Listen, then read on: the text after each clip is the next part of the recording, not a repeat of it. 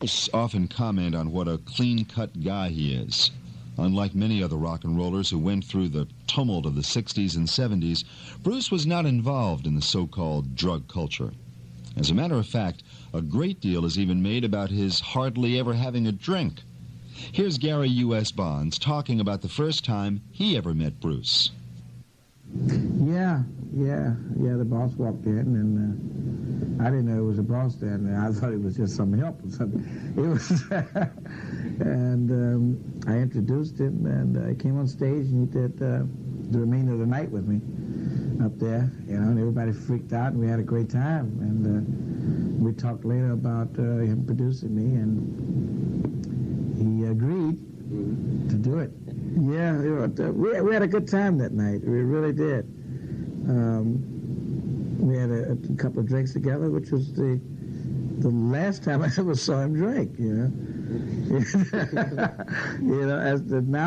that I think about it, that was another amazing thing that happened that night. Bruce had a drink. Dave Marsh. I mean, I think to Bruce it was just real clear that certain things were frivolous. They had real long hair.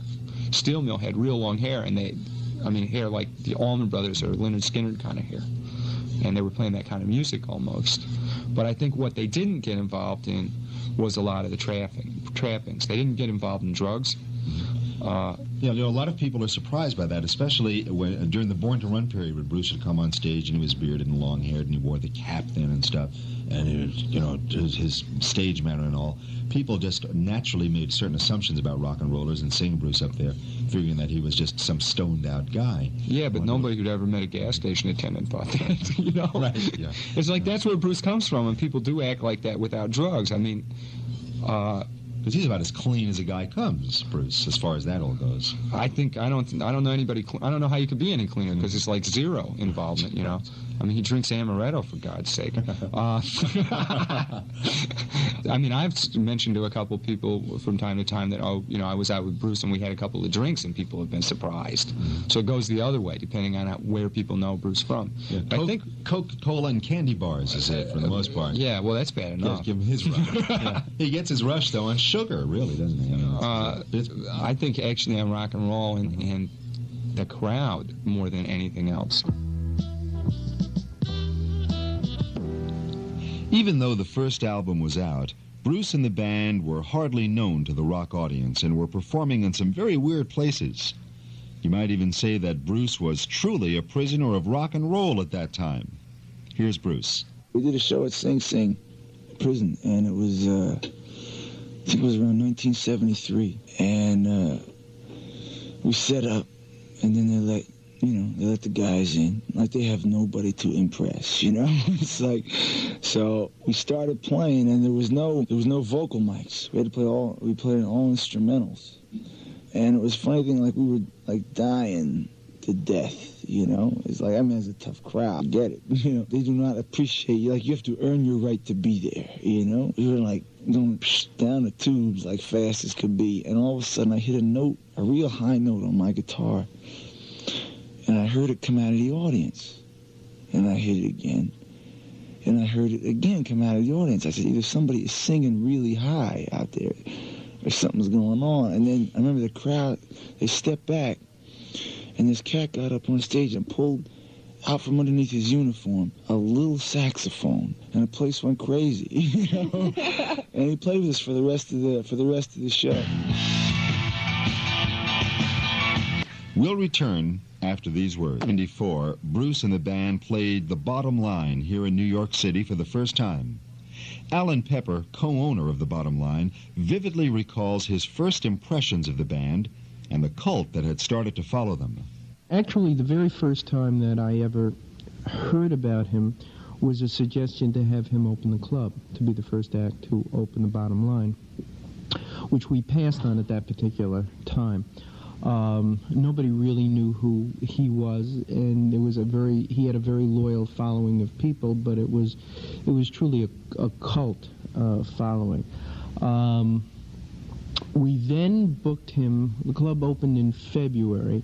We then booked him August 1974 for 3 nights, which was a Friday, Saturday, and Sunday.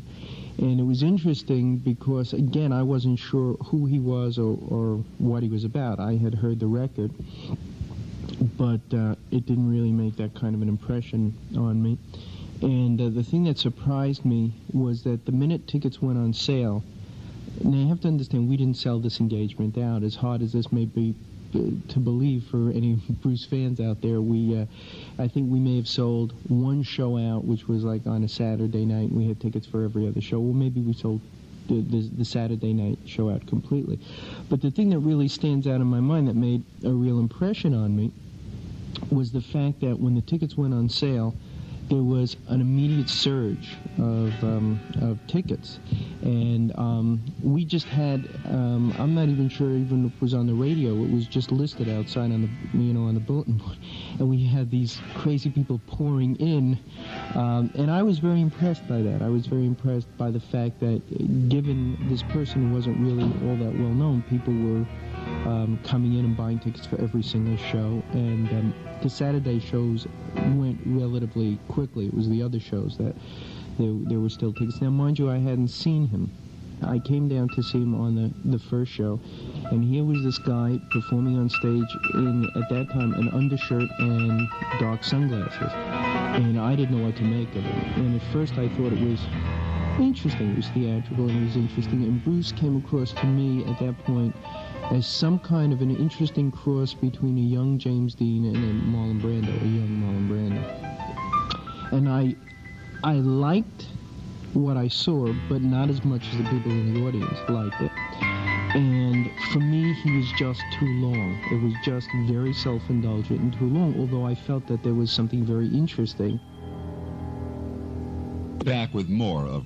And now we continue with Bruce Springsteen, the man, the songwriter, the performer. Bruce and the E Street Band continued to build a cult following throughout the Northeast and in certain other areas of the country, like Cleveland. But it will never be forgotten that it all started in and around the Jersey Shore and spread from there slowly through the rest of New Jersey. John Schur of Monarch Entertainment recalls the growth of Bruce's following. During the early, middle 70s, even, right before Born to Run, it was a very interesting phenomenon in Jersey with Bruce. He had become an enormous cult figure down the Jersey Shore and into central Jersey. And it sort of spread as far north maybe as New Brunswick, which is where Rutgers University is, which is the state university. And I was booking the dates, our company was booking the dates at Rutgers. Bruce was bigger than, at on the Rutgers campus, Bruce was bigger than, 3/4 of the national acts we were bringing in. He was packing the small club there and then into the bigger size room and then eventually, into the 3,000-seat gymnasium there. And this was, he had a few records out. His first few records were up, but he had not even remotely gotten any real national acclaim. Indeed, most of the radio stations, the major radio stations in New York, New Jersey, Philadelphia area weren't really playing him to any great extent. Obviously, he's an extraordinary songwriter, so that's probably in any major act. And from the biggest acts to the acts that remain only cultish, from the Beatles and the Rolling Stones to Jonathan Richman, and on their own level, they're great songwriters for what they're saying and who they're saying it to. Bruce is obviously, as I said, an extraordinary songwriter. But the reason I guess it obviously happened in Jersey and then in Philly and New York was because he was singing and writing about things that kids, in that area really related to.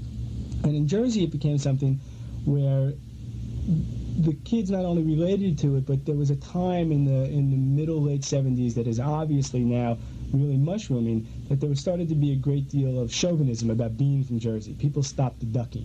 Where are you from? Jersey, duck. It started being, I'm from Jersey, and Bruce was one of the very first people for them to be proud of, somebody to identify with. So the kids in Jersey started to relate and started to be very proud of what Bruce Springsteen was accomplishing. That